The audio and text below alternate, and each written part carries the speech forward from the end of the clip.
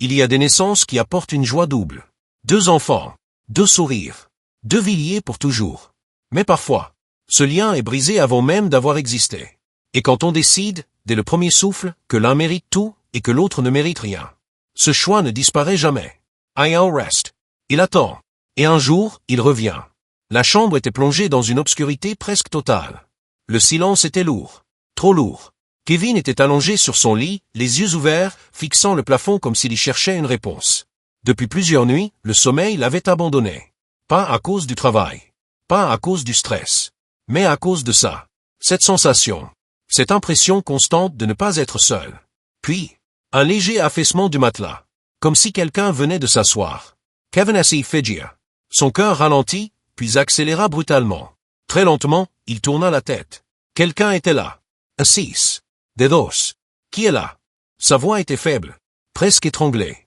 Aucune réponse. Sortez de chez moi. La silhouette bougeait. Lentement. Trop lentement. Elle tourna la tête. Et Kevin vit son propre visage. Mais ce n'était pas lui. Pas vraiment. Les yeux étaient vides. Profonds. Comme s'ils avaient vu quelque chose que lui n'avait jamais vécu. Tu vises ma vie. Kevin recula jusqu'au mur. Non, non, ce n'est pas possible. Depuis le début. Tu vises ma vie. Va-t'en. La silhouette s'éleva. Un pas. Puis un autre. Je veux, ma moitié. Kevin hurla. Et tout disparut. Mais cette nuit-là, il comprit une chose. Ce n'était pas un rêve.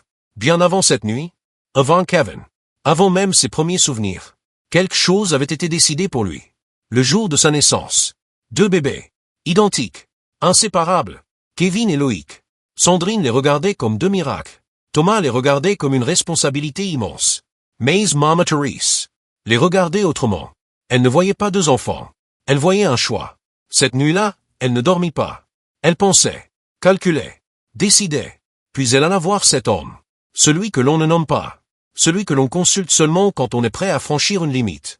Je ne veux pas qu'il partage. Je veux que l'un réussisse. L'homme la fixa longtemps, comme s'il mesurait son âme. Et l'autre? Un silence. Puis une réponse froide. L'autre n'a pas d'importance. Ce fut à cet instant précis. Kate out bascula. Le rituel ne fut ni spectaculaire, ni bruyant. Pas de tonnerre.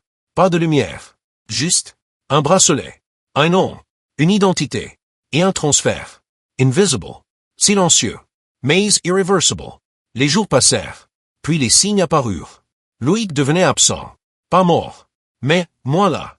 Comme une lumière qui diminue lentement. Sandrine le sentait. Une mère sent toujours. Il y a quelque chose qui ne va pas. Mais personne ne pouvait expliquer. Pendant ce temps, Kevin grandissait. Trop vite. Trop fort. Comme s'il vivait pour 2. Kevin devint tout ce que le monde admire. Intelligent. Charismatique. Chanceux. Mais cette chance avait un goût étrange. Invisible. Inexplicable. Parfois, face au miroir, il ressentait un malaise. Comme si quelqu'un le regardait depuis l'intérieur. Pas un reflet. Un témoin.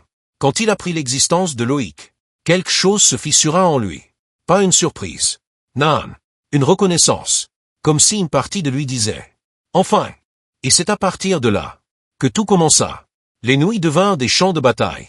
Less jours d'illusions. Kevin perdait pied. Mais ce n'était pas la folie. C'était un retour. Loïc ne frappait pas. Il reprenait. Un regard.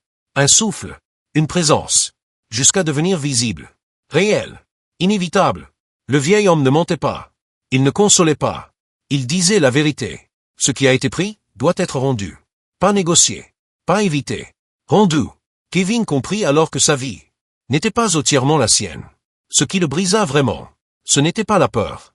C'était Nadia, ses enfants, leur regard, leur futur. Mais aussi, Loïc, ce bébé, ce frère, qui n'avait jamais eu de chance. Alors Kevin choisit. Pas par courage, pas par foi, mais par vérité. Je vais partager. Tout ce que le vieil homme avait dit arriva. Mais pire encore. Parce que cette fois, Kevin comprenait. Chaque perte avait un sens. Chaque douleur était un remboursement. Puis un jour, plus rien. Plus de présence. Plus de voix. Le silence. Un vrai silence. Kevin sourit. Pour la première fois. Mais la paix n'était qu'une étape. Quand Loïc revint, ce n'était plus pour réclamer. C'était pour vivre. Et là, Kevin comprit trop tard.